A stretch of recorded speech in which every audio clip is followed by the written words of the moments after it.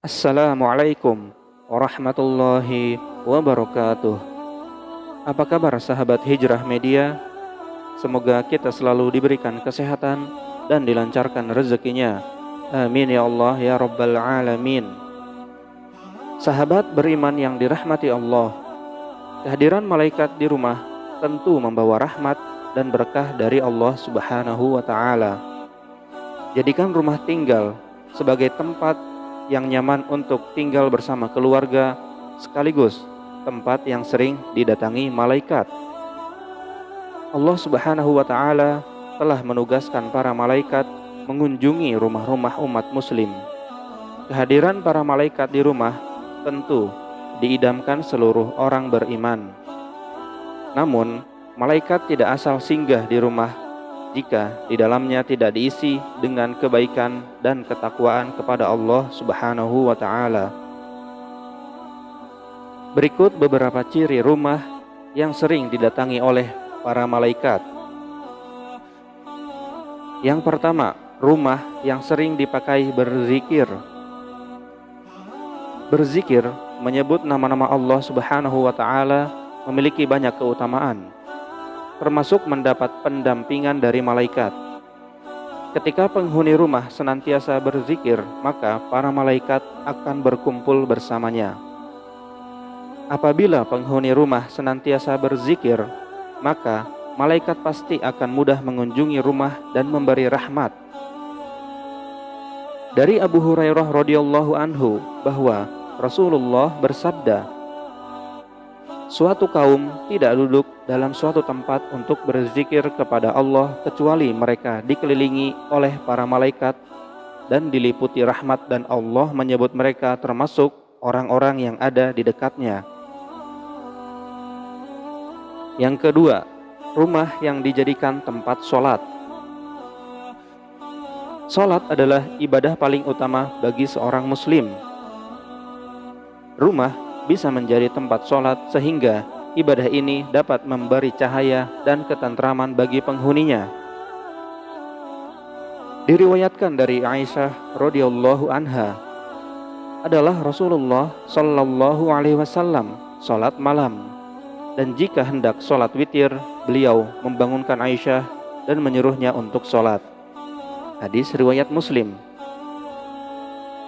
Hendaklah di dalam rumah disediakan mihrab atau tempat sholat sebagai tempat khusus untuk mengerjakan sholat, sebagaimana anjuran ini disyaratkan dalam firman Allah Subhanahu wa Ta'ala surat Ali Imran ayat 39, yang artinya, kemudian malaikat Jibril memanggil Nabi Zakaria sedang ia tengah berdiri melakukan sholat di mihrab. Sesungguhnya Allah menggembirakan kamu dengan kelahiran seorang putramu, yaitu Nabi Yahya, yang membenarkan kalimat yang datang dari Allah, menjadi ikutan menahan diri dari hawa nafsu, dan seorang nabi termasuk keturunan orang-orang soleh. Rumah yang pemiliknya senantiasa melaksanakan sholat juga akan membuat malaikat senang datang berkunjung. Dari Abu Hurairah, Rasulullah sallallahu alaihi wasallam bersabda, di tengah-tengah kalian ada malaikat yang silih berganti bertugas mengiringi kalian di waktu malam dan siang hari.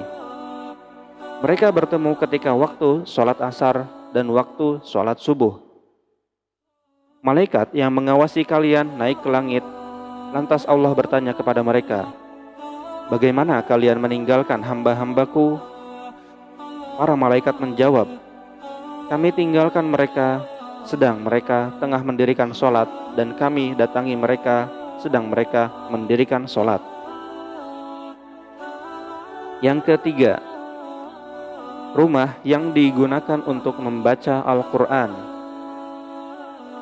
Rumah yang sering digunakan untuk membaca ayat-ayat Al-Quran akan dihadiri oleh malaikat dan ditinggalkan setan-setan.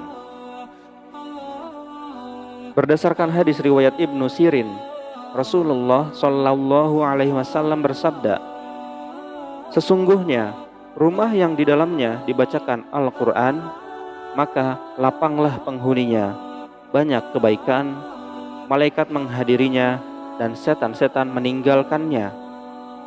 Sebaliknya, rumah yang tidak dibacakan Al-Quran, maka sempitlah penghuninya, sedikit kebaikannya, malaikat meninggalkannya, dan setan-setan mendekatinya.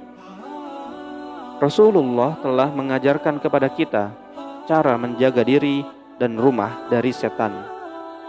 Salah satu contohnya, ketika seorang muslim masuk rumahnya sambil mengucap bismillah, setan akan berkata kepada teman-temannya, "Mari kita pergi. Tidak ada tempat bermalam untuk kita di rumah ini." Begitu pula ketika sebelum makan, kita mengucap bismillah, setan akan berkata kepada teman-temannya, "Mari kita pergi. Tidak ada tempat bermalam dan makan malam buat kita di rumah ini." 4.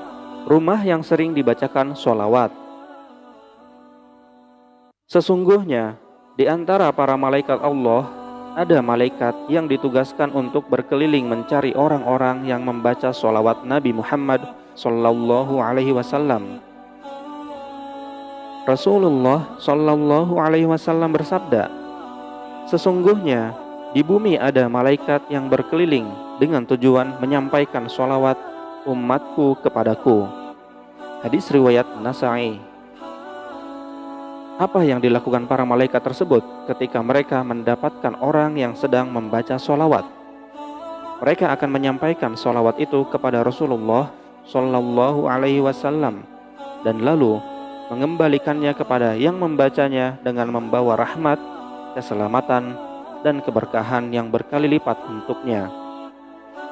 Rasulullah bersabda, "Barang siapa yang membaca sholawat kepadaku 1 kali, maka Allah akan memberinya rahmat 10 kali lipat." Hadis riwayat Tirmizi.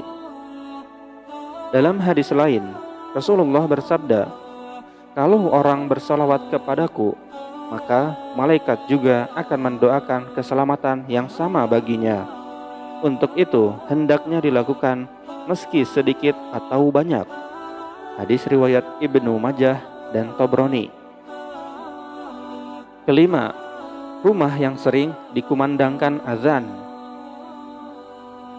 Azan dipergunakan sebagai pemberitahuan masuknya waktu sholat. Namun, kalimat azan juga memiliki banyak keutamaan. Salah satu keutamaan azan adalah dapat mengusir setan atau jin.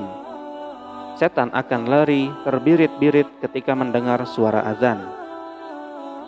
Diriwayatkan dari Abu Hurairah radhiyallahu anhu, ia berkata, Rasulullah bersabda, "Apabila azan dikumandangkan, setan lari terkentut-kentut sehingga dia tidak mendengarkan azan." Hadis riwayat Bukhari dan Muslim. Maka dianjurkan agar di dalam rumah juga dikumandangkan azan. Tidak ada salahnya mengumandangkan azan di dalam rumah, walaupun kita tengah sendirian, karena hal itu bisa berfungsi untuk mengusir setan. Setiap azan yang dikumandangkan akan didengar oleh semua makhluk sejauh suara kita, dan tidak terkecuali pula para malaikat Allah. Rasulullah bersabda, "Seorang muazin diampuni sejauh suaranya dan menyaksikan untuknya setiap yang basah dan yang kering." Hadis riwayat Ahmad. Pengertian setiap yang basah dan yang kering adalah memuat segala sesuatu yang ada di alam raya, karena tidak ada sesuatu pun di alam ini yang bisa lepas dari salah satu sifat keduanya. Demikian beberapa ciri rumah yang sering didatangi oleh malaikat. Wallahu a'lam bishawab. Semoga rumah kita termasuk salah satunya yang mendapat limpahan rahmat, berkah, dan perlindungan Allah Subhanahu wa ta'ala. Amin ya Allah ya Rabbal Alamin. Jika video ini bermanfaat, silahkan like, share, dan subscribe channel ini. Sampai jumpa di video-video selanjutnya. Wassalamualaikum warahmatullahi wabarakatuh.